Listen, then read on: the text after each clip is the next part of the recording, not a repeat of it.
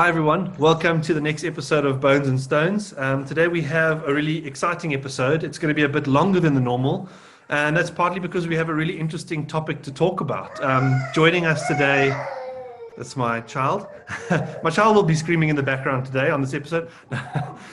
Joining us today is Sian Tiley-Nel, who's the head of University of Pretoria Museums, and she's the curator of the Mapungubwe collections and archives. And she's joining us to talk about what she does as a curator and then maybe some more details about some of the collections that she looks after. So, Sian, thanks very much for joining us on this cold day today. It's not as pleasant as it's been recently. We're very happy to have you. And maybe we can just kick things off if you can give us a bit of background to what you do at the University of Pretoria Museums. Thanks, guys. Thank you very much for inviting me onto your episode. I've been following it and I'm really pleased that we could feature the University of Pretoria Museums now the second time. Just a correction, my surname's Tiley-Nel, double barrel, Tiley-Nel. Yes, I've been the curator of the Mapungubwe collection for 20 years. The Mapungubwe archive is developed, so I'm also heading the Mapungubwe archive. And then as of last year, I became the head of the department or head of the University of Pretoria Museums. So my curation is oversight of all the university collections, but obviously my specialism began with archaeology, and I'm still the curator of that collection. Great, thanks. And then, so just in terms of what you do on a sort of day-to-day basis, as a curator, what are your responsibilities? Are you looking at doing research on the artifacts, conservation, preservation, etc., displays, and so on? Well, the Mapungubwe collection, as you know, is incredibly vast, and it's on public exhibition. So my curatorship is very diverse. I don't think people actually know what a curator does. So a curator, a museum curator within a university setting, is someone who manages a collection for posterity. It's different to an art curator where you do an installation and a deinstallation. So you have to look at the long-term effects on how you curate this exhibition. So research is a big component. I do obviously objects-based research as well as academic research, but a lot of it, obviously, because Mapungubwe is a national treasure, is making sure that Mapungubwe information is in the public domain. So I've moved into the creative side, creative research, a lot of public archaeology, but a lot of it is behind the scenes. So other than having the Mapungubwe collection on a public display, it's everything from giving lectures. I'm very fortunate because I don't have to elicit research. People are always researching the Mapungubwe collection. My personal interest is, of course, recently in the contested history of the Mapungubwe archive. But in about 2004, I decided as a mid-career to pursue conservation. So I've done field work for 15 years. I've been all over the country. I've done a lot of field work, but not enough people were looking after those collections. And there's really a big niche for archaeological conservation. So it took me about 8 years to get my qualifications in archaeological conservation. So that's what I began doing, is nothing from the Mapungubwe collection could be exhibited until it was conserved or preserved. So that's what I'm most well known for, is the preservation, taking the objects from storage, beginning major conservation projects on them, which take years, by the way, and then putting that on public display. So curation could really mean everything from marketing, collections management, preservation, everything about a collection, literally from the moment it comes out of excavation, and of course, futurizing the collection as well. It's a very, very diverse portfolio. A curator is no longer a keeper, keeper of things. And the Mapungubwe collection, of course, is iconic. So it's a very honored position to have. Yeah, I think there's a couple of things you mentioned that I find very interesting. The idea of futurizing and contestation when it comes to these collections. And maybe we can pick up on futurizing in a short while. But when it comes to contestation with the Mapungubwe collection, could you just unpack that a little bit? Because I know you have faced some challenges and there are some issues around it. And it's a very interesting topic. So would it be possible just to talk a bit about that? Sure. The Mapungubwe collection is one of the most contested collections in the country. Fortunately, over the decades, I've developed a thick skin. I began when I was very young, at 23. I was a bit naive. Mapungubwe has always been political for many, many reasons. And then, of course, one can look at the contestation beginning in the 1930s. The contestation began between the physical anthropologists. Today, contestation could be anything from restitution of the human remains, which I also went through in 2007. Repatriation and restitution of potentially the collection is something that we've been facing for many, many years. It's a highly contested collection in so many ways. Futurizing the collection, okay, let me not discuss the issue of futurizing, but the contestation, for example, lies not just within the assemblage, but the public's perception of what is Mapungubwe as a national treasure. Of course, the contestation at the University of Pretoria has researched Mapungubwe and all the controversies around the apartheid era and the nationalists decolonizing the Mapungubwe collection. It's very, very deep. My PhD research focused on the contestation of the archive in particular, particularly because Mapungubwe's discovery was acknowledged as a white discovery and not as a local discovery. And of course, the complete ignorance, even of Fushia, who was a historian, didn't even bother to look at Mapungubwe before 1933, didn't bother to look at the oral history. He just mentioned it.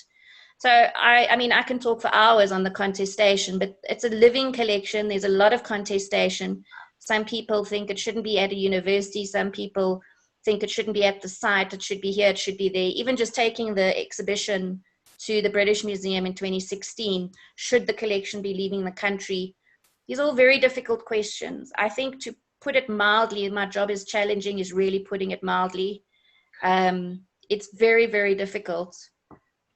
And obviously, as an employee of the university, I'm there to show all sides and be as objective as possible.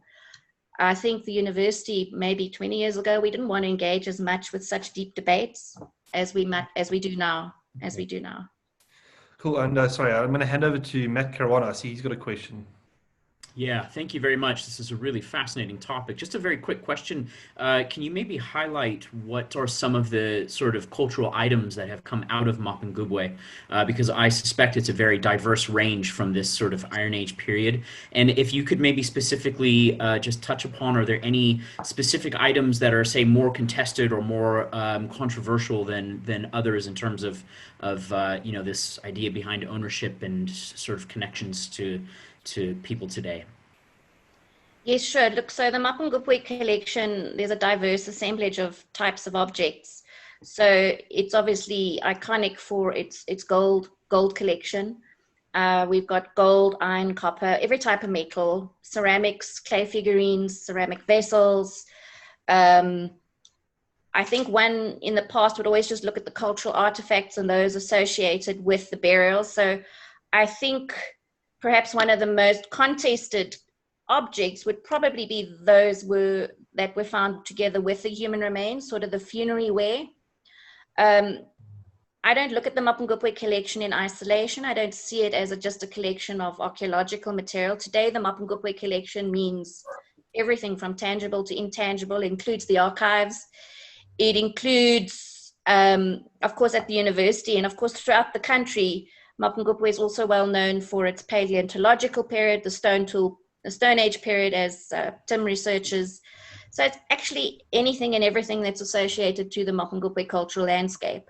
Of course, the university is not the only one with a Mapungubwe collection. We've got a very significant collection, but there are many other repositories throughout the country that have other Mapungubwe collections.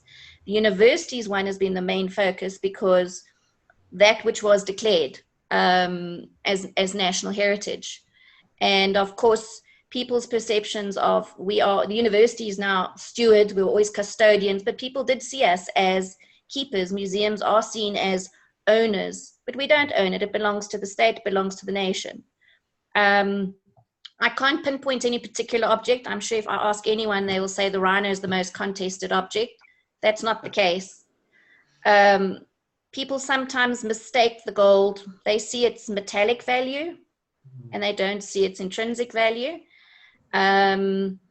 So some of the issues that I've had dealing with people in the past is they wouldn't be interested in potsherds, but show them a complete pot, and they would be interested in restituting the pot, not the potsherds. It's a very vast collection. We have, just to give you an idea, we have It's taken me 20 years to consolidate the collection within the university. We have about 5,000 objects that are accessioned. I have another 102 boxes that remain unaccessioned. And then the Department of Archaeology at the university, Department of Anthropology and Archaeology, have an entire research collection. It's enormous. People always think you should finish researching it or what needs to be done. It's just to be continued, you know? It's, I mean, the Mapungubwe, the stuff coming from the Mapungubwe site alone, I mean, is absolutely incredible. But I do like how you sort of talk about this in a more sort of open sense, that a lot of this fits together. Sian, thanks very much. As Makarawana was saying, this is incredibly fascinating. But just to maybe, so I had a question that I was thinking of when you were 2-3 minutes in, and I was thinking about the kind of political side of things. And obviously the Mapungubwe collection, as you've rightly said, is very much a politicized collection. And I was going to ask you how that kind of fits in with the narrative if we compare it to, say, the Cradle of Humankind, for example, where there's a very strong political narrative there as well in terms of creating this idea of national identity or more importantly, an African identity. But you did kind of talk to that after that. So maybe if we could get into how that influences how the archaeology is presented in terms of actual, showing it off in these public exhibitions, as well as in the displays as well. How does that play a role in terms of how it's presented? Well, the interesting thing about Mapungubwe, looking back, is it's continually changing. It's very different today as it was 3 years ago, as it was 5, 10, 15, 20 years ago. A museum's ethic is really trying, this is why the International Council of Museums are trying to redefine what the definition of a museum is, that they are political and social spaces. Mapungubwe has been political since the 30s.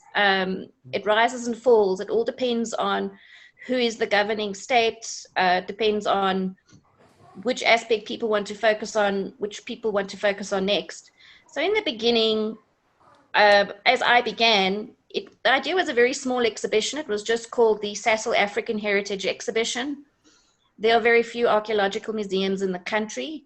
And the idea was the university had been under huge pressure to take it out of storage and put it on public exhibition. It was a very small exhibition. It had representative samples.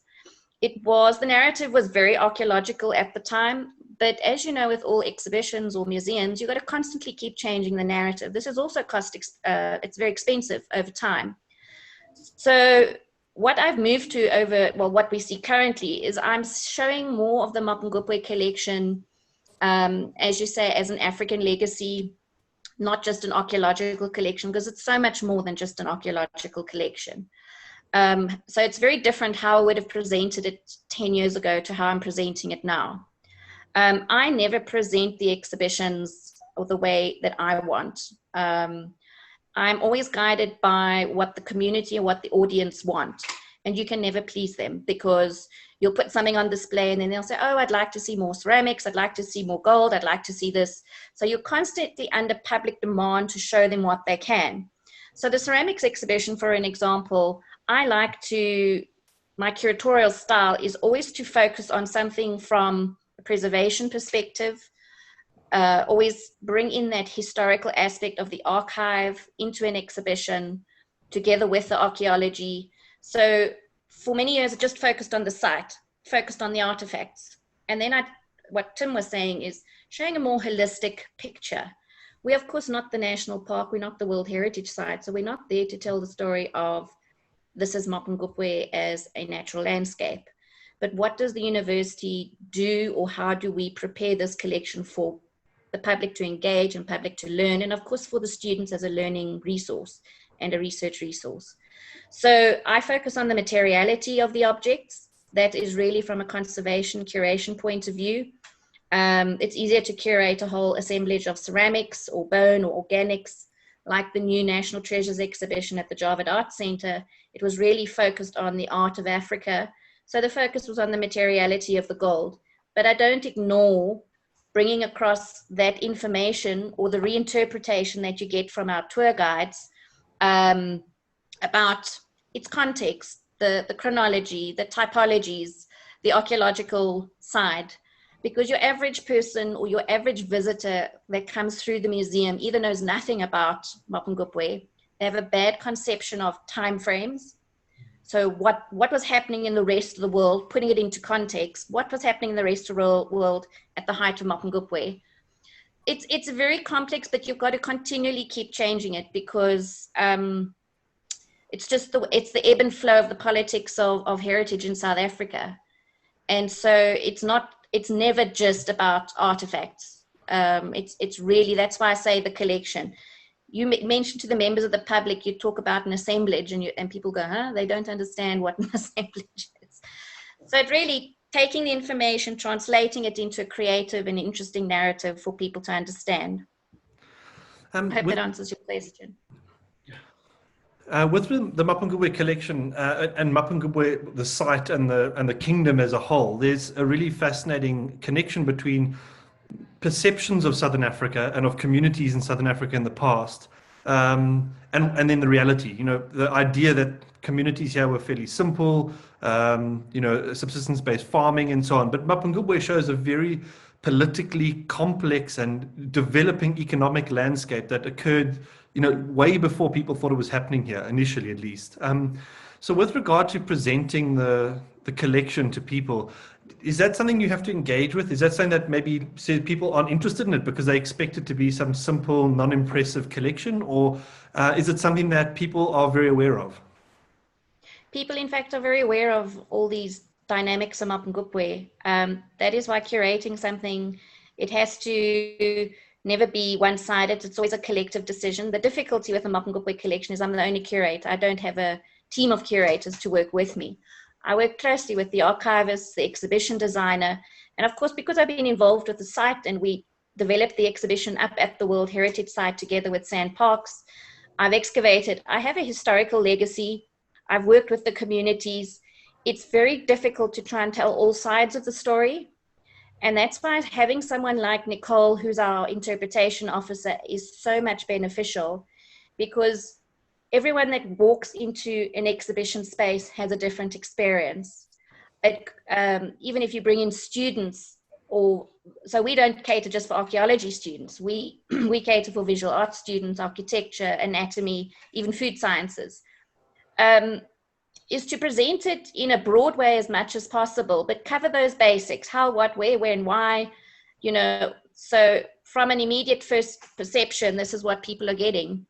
But museums have changed. We're not just collections based anymore. We're moving towards our social responsibility of giving people a wow experience. And we get repeat visitors. People don't want to come back and see the same thing. Obviously, people want to come see the rhino, but once they've seen the others, they keep coming back.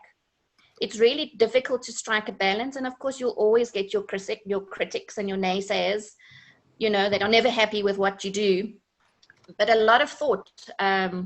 We prepare curatorially. I would think and write about an exhibition almost 18 months in advance before I put it up. Wow. Everything from what is covered.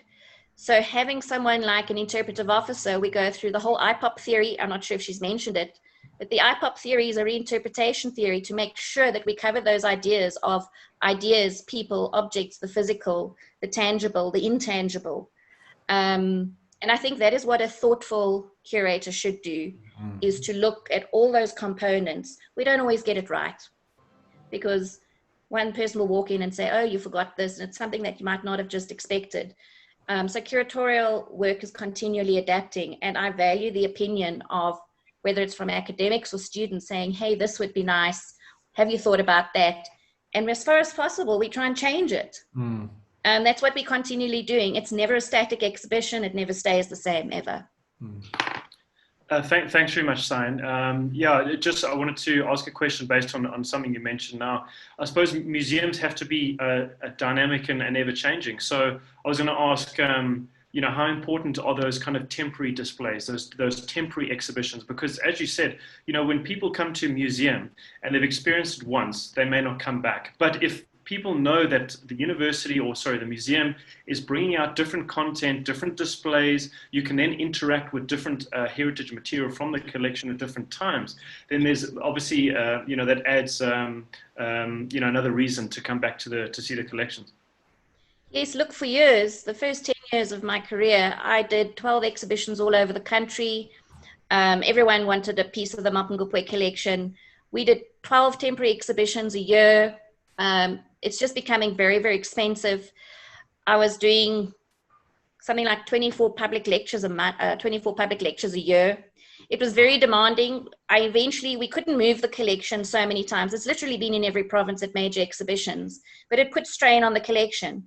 And a museum, as different to an art gallery, for example, is responsible for permanent exhibitions.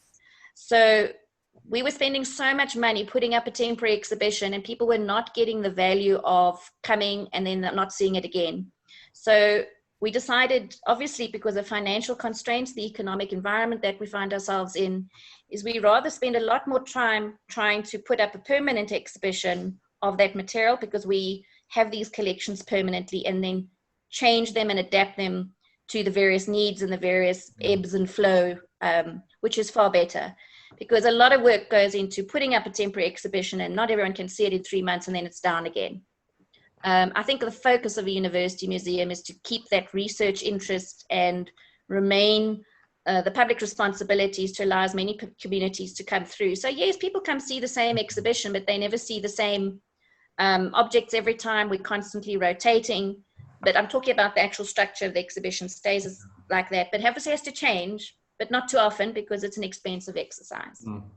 So it seems like we may have lost Matt there, probably from internet connection. But and then with regard to the collection, and not just Mapungubwe, but specifically, these sort of tangible things that sit typically in a display case, hidden, behind glass and so on. How does the university landscapes, accommodate people who aren't able to interact with that because of visual impairments and so on? Are you it must be quite a topic with regards to these archaeological things like pots and golden rhino. How do you, appeal to this, a broader audience? Well, we're very fortunate that our interpretive officer is trained in IPOP theory and is trained on handling various disabled people. We work very closely with the disability unit. We began about 2 years ago. There are certain things that just have to stay in place. So the artifacts have to stay behind glass. So what we did about 10 years ago is we developed an interactive exhibition at the Sian Centre. People could go and have a hands-on experience of Mapungubwe collection there at the Sian Centre. And of course, everything from touching. So in one of our exhibitions now, we've got a giant touch pot that people can touch. You obviously cannot handle the original artifacts, but it's really, how Nicole presents it, as someone said to us, just because somebody is blind doesn't mean they can all read Braille. Okay. There are many other ways to entice the visitor. So everything from the smell of a place to the sound to the different visuals that you offer. 10 years ago, we didn't have technology in the museum. So now we do have technology. You've got videos playing. It's important. Our first canine visitor, Dixie, was great. We're very happy to have a dog walk around the museum without bumping into anything. And you can only cater it up to a point. And of course, we're moving forward to digital online narratives, so people can actually listen to a story around Mapungubwe online.